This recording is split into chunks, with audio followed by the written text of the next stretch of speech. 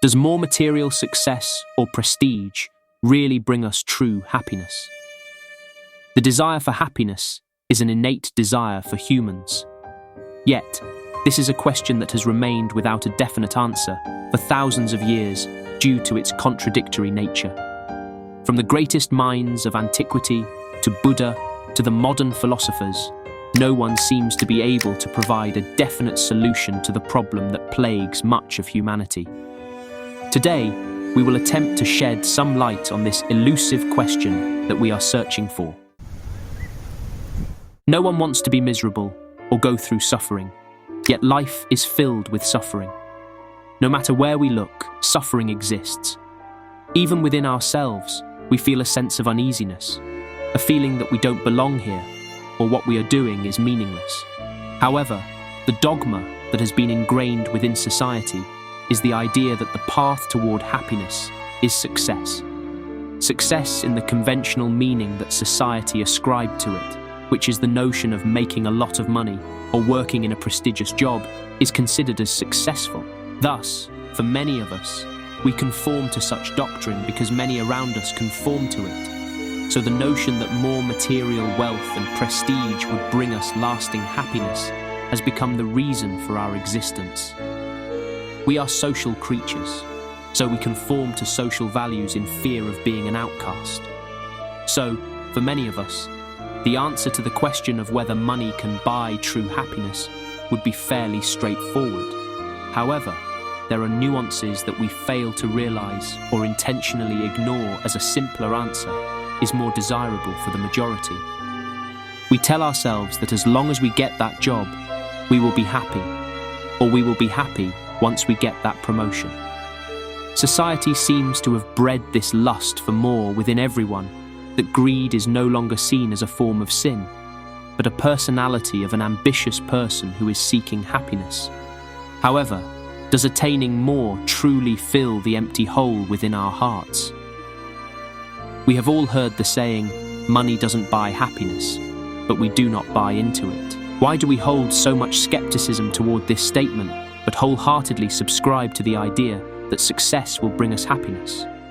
If we were to have the same amount of skepticism to social values and social norms, maybe we could break ourselves free from the cycle of desire. This desire for more has transformed our relationships and experiences in life, mainly our view toward work. We have become a productivity machine that is fueled by the feeling of incompetence and inadequateness. We constantly compare ourselves to others in terms of monetary success, so we unconsciously design our lives to revolve around productivity, because only if we are productive can we achieve success and become happy for once. This is the fallacy that the majority of the population has fallen into, and I am no different myself. The majority of us desire more because we feel that we are inadequate. We believe that our current predicament isn't fulfilling enough, convinced that we should attain more success at our age, because those around us have achieved much more when they are at our age. Comparison is the thief of joy, says President Theodore Roosevelt. The act of comparison is what drives many to the path of desire. We want more because we believe those who have attained it look happy and fulfilled. This is the reason why we idolize billionaires and celebrities. However, on the other spectrum of the argument, we can see that not everyone subscribes to the same social values. If we look into the life of a yogi or guru, or anyone who has attained true happiness, they always preach the concept of gratitude. We must be grateful for what we have, says the happy man. Yet the majority reject the teaching, believing that contentment is a sign of an uninspired or unambitious man. Life has now become a struggle between desires and contentment. The greatest temptation to a man is discontentment, for he is never satisfied with what is in his possession. Wealth, fame, glory, food, and clothes are all worldly things that can tempt a person to feel dissatisfied with whatever they have, Because as long as the knowledge that more of it exists, we will never truly become content. We always feel like we should be somewhere else than where we currently are. We feel like we should be a partner at our firm. We feel like we should be a head chef. We feel like we should be our own boss. We feel like we should be on vacation right now. However, even if we get there, this feeling of wanting to be elsewhere will remain. We currently are where we used to wish to be, and here we are, dreaming of another destination where we can want to go. The thing with wealth and success is that there is never enough. It is a bottomless pit. Philosophers of antiquity are known for their poverty lifestyle, yet they are remembered as one of the greatest thinkers of history. Diogenes of Sinope is probably the most well-known cynic philosopher who led a simple life consisting of a walking stick, a bowl, and a few clothes. He begged for living and often slept in a large ceramic jar in the marketplace, yet he was revered by many. Diogenes even threw away his bowl when he witnessed a boy drinking water with his bare hand. If we were to ask Diogenes if money buys happiness, he would have laughed at us for even posing such a question. On the other hand, Aristotle, a student of Socrates, believed that virtue is the highest goal that we can attain. Virtues do not have a definite meaning to them, but it is central to a good life. Justice, courage, temperance, and so on are considered to be a characteristic of a virtuous man. Other than virtues, Aristotle has listed friendship, fitness, good luck, and money to be crucial elements in order to live well. However, he viewed money merely as a tool to obtain other goals and warned us of a life dedicated to the pursuit of material success. Epicurus was a Greek philosopher who founded the school of Epicureanism and viewed happiness as the result of friendship, the path of moderation, and the study of philosophy. He viewed money as a necessary tool to satisfy our desires, but he considered excessive wealth as unnecessary, and that would undermine our tranquility. According to him, a person could never be too wealthy, because there will always be more wants and desires. Nietzsche, who lived much of his life in poverty, does not speak against wealth, but believes only those with spirit should be in possession of wealth. Those without spirit would participate in the activity of wealth accumulation as a form of relieving themselves of the boredom and freedom that wealth has purchased them, which is nothing but a cycle of desires. For Nietzsche, it is not a matter of money, but a matter of spirit. It is not an extraordinary view, because many philosophers, even Buddha himself, considered desires as the root of suffering.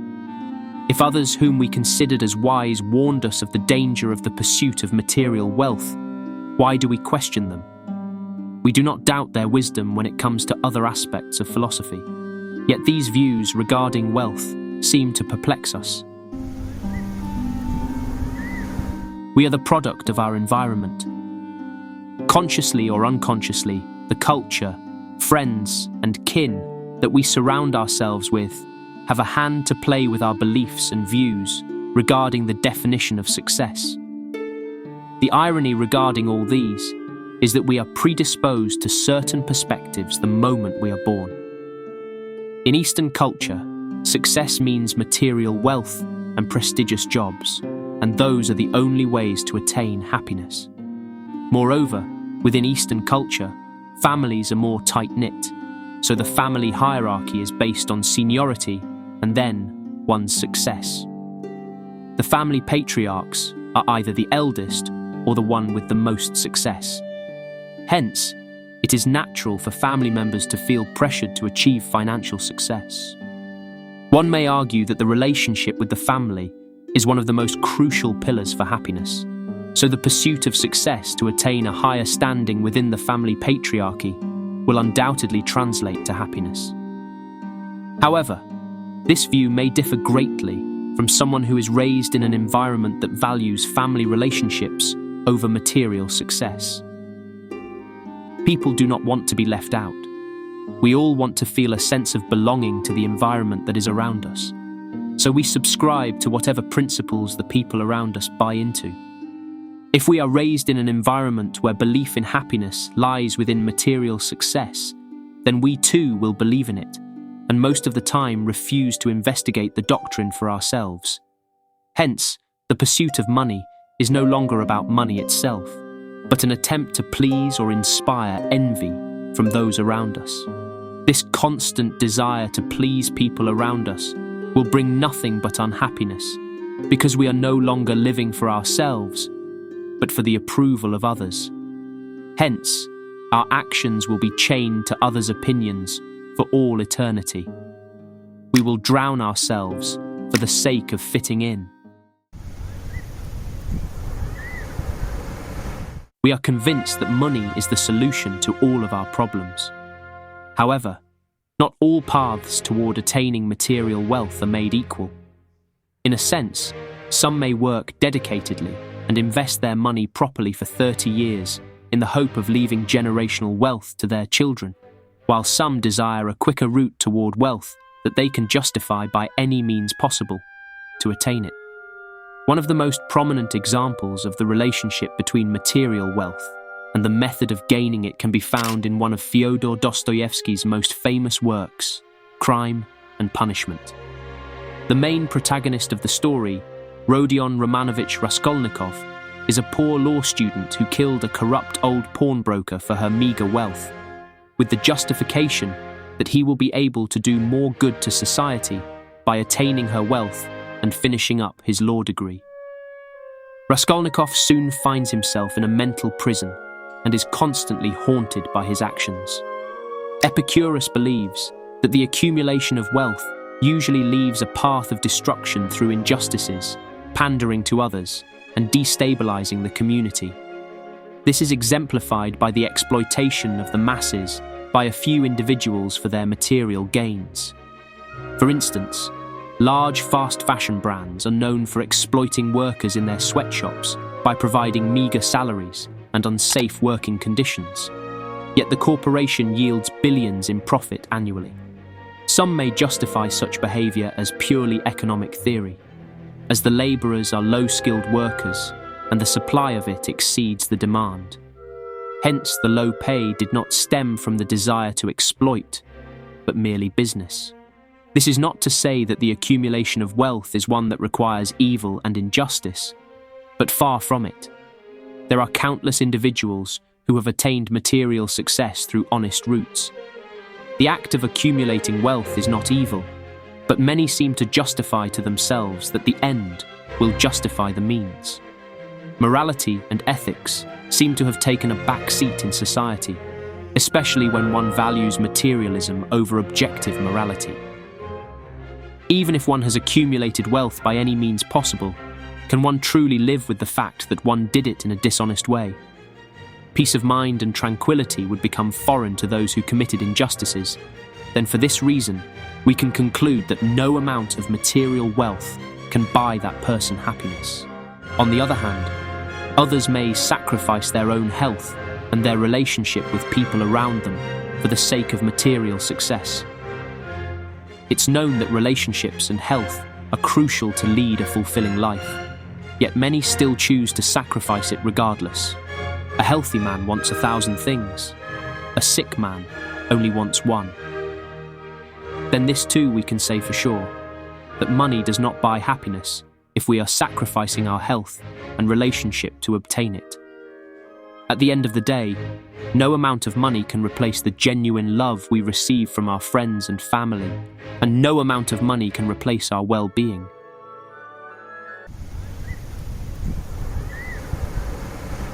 If we agree that money can buy happiness, why do some disregard it in pursuit of something grander than life? Do they know something that we don't, or have they transcend the material world and are no longer chained by the desire to answer the question regarding money and happiness?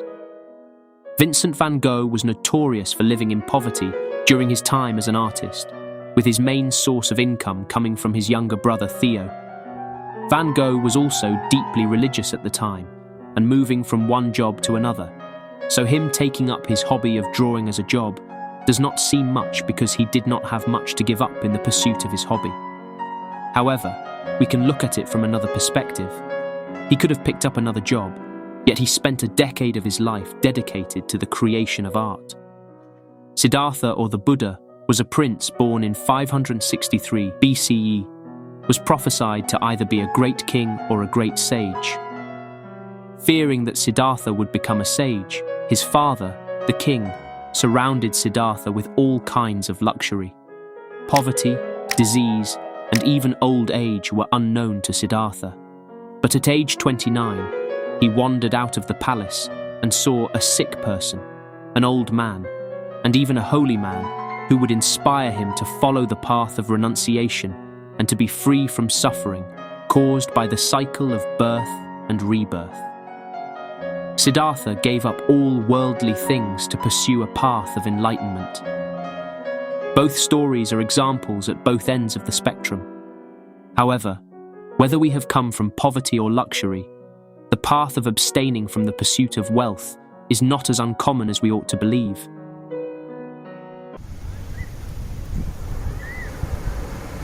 Is there a solution to the contradictory nature of this question? One solution is through Pyrrhonism. Pyrrhonism is a skeptical philosophy that is derived from the Pyrrho of Elis. The skeptics withhold judgment regarding a particular knowledge, accepting it as what it is without further analysis. Ironically, the main reason for people to subscribe to the philosophy of Pyrrhonism is to obtain tranquility. Many wise men are troubled by the contradictory information that exists in the world. For example, society says that more material wealth and success will bring us happiness, while the enlightened one claims that desire is the root of our suffering. So which one should we believe in? We must be like the skeptics. We must journey out to find the truth. But most of the time, we will end up unable to find the answer for the discrepancies in belief. However, instead of being more troubled by the lack of definite truth, the skeptics simply just withhold judgment regarding the information of whether money can buy us happiness. This suspension in judgment is what brings the skeptics tranquility. We can obtain tranquility too, regarding whether money can truly buy happiness, by simply withholding our own judgment. Whether the statement is true or not should not be of our concern, but we can continue to look for evidence to support or deny the claim.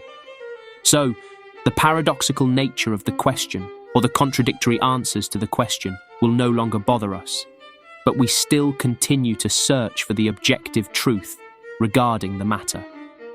Moreover, one can answer this question through the middle ground.